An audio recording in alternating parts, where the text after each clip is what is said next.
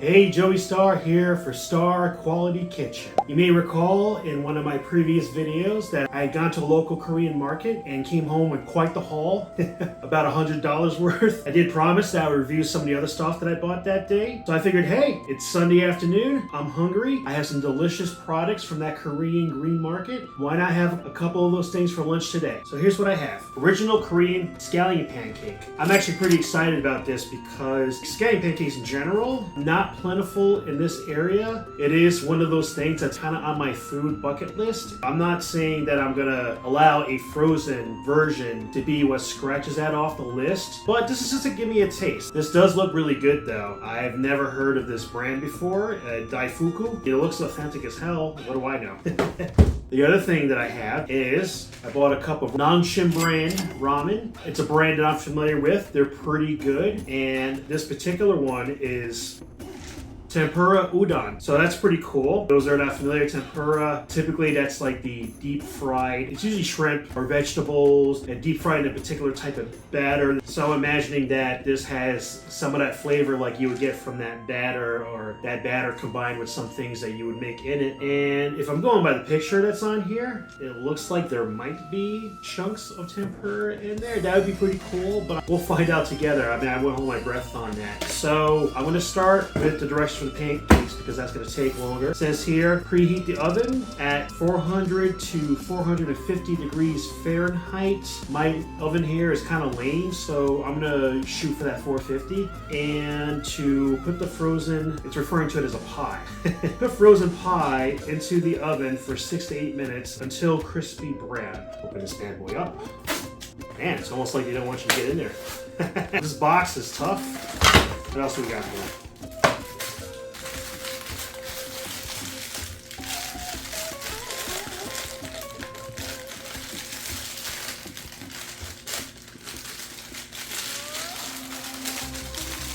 Maybe I have some hunger weakness going because it seems like this entire package is tough. Oof. All right, let's see what we got. Open it up. Plastic tray, and 1, 2, 3, 4. Oh, so this actually comes with 4 pancakes in there. And if you look, you can see they're pretty thin. Thinking that I'm going to make 2 of them and put the rest away. So I'm going to use this pizza tray, and although it doesn't say to do so, I feel a lot better just kind of throwing on a quick layer of cooking spray. Alright, wrap the pancake. 1, 2. They're a little larger once you unwrap them than they look like in the package. So 6 to 8 minutes, put that in there, set my timer. You got 8 minutes for that. Sounds like a good time to start putting on my udon.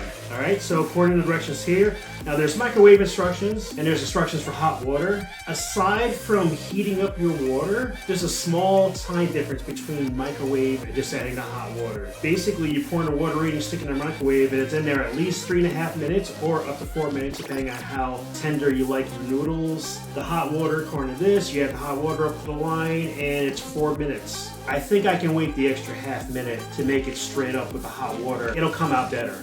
Open the top halfway, take out seasoning packet, and just real quick, if you can see in there, a couple pieces of the tempura batter. Doesn't really smell like it. You know what it smells like? It smells like dry ramen noodles, which is basically what it is. Any aroma, I think, is going to come from the flavor packet. Anyway, while that's open, before I add my water, I'm going to go ahead and open this seasoning packet here, add that in there, and okay. As we kind of already figured, there's a scent right from the seasoning packet. It smells like a seasoning packet that you would have for ramen, but maybe a little more fragrant. The smell gives the impression that's a little more natural than those other ones. It certainly smells better than those. So I'm just gonna pour this up to the line, then I close that up, and I'll wait the 4 minutes. So now it's been 4 minutes. I'm gonna take my chopsticks and just kind of mix this up a bit. The noodles should be softened up, which they are. I just want to mix that up a little bit. Take the lid off, stir this up. Okay, I mean, right off the bat, I can kind of see the noodles seem pretty bouncy. And bear in mind, this is basically a Korean brand cup of noodles. I'm not expecting restaurant quality ramen, that's for darn sure, but I expect something better at least than Nissan. No offense to Nissan. I don't know if you can see the steam coming off here. Broth is there, got a nice dark broth. Looks similar to like a beef broth. Give this a taste test in a moment because our pancakes are just about done. Oh, look at that. Look at that. Let's pull it right out of the oven. Look how puffy they are. Oh, these are beautiful. Beautiful. Oh my goodness. Man, this is exciting. Let's just kind of put them on my plate here. Wow, that looks great. All right, my first time trying a Korean scallion pancake. First of all, I don't know if you can hear this, but that crust, look at that, flaky. If you can see that, a little bit of a crisp in there, but also tender. A little bit of a char on the edges, that's good. A little floppy, that's fine. Oh, it smells incredible. I can smell the scallions in there. Also, I just want you to note that on the skin in there, a little bit translucent, so you can kind of see the green in there, right? You can kind of see through it slightly. You can see the scallions in there. This is great. I'm actually starting to salivate, so let me try this. It's piping hot. Mmm. Mmm. Wow. First thing, skin is nice. Barely have to put any effort to bite through it. As soon as I bite through it, get a little bit of juiciness from the center of the pancake, where the scallion is and whatever else they have in there. The scallion flavor is superb. Honestly, if I didn't know this was frozen, just on the scallions alone, the scallions taste fresh. You feel fresh. It's not like over salty or anything like that. If they seasoned this at all, it was just a touch, just enough to taste it because it's not over seasoned in the least bit. That is good. What I like too is that although there's a little bit of glistening there, it's really not that greasy. I mean, it's a little greasy. If you look in the back here, you can kind of see the grease, but it's not like saturated. It certainly doesn't feel heavy when you're eating it. If it wasn't for the carbs, it wasn't for the wrapping, it would almost feel like a healthy food. You know, I just want to taste udon flavored noodles while it's still hot. Nice steam here. And I'm going to talk more about that in a minute, but let's get a taste of our ramen here. Ooh, the steam is nice. Fragrance, you know, similar to before, the fragrance is not that strong. And that's not necessarily a bad thing. I mean, it doesn't need to be in your face. What matters is the flavor. Let's see what these noodles taste like.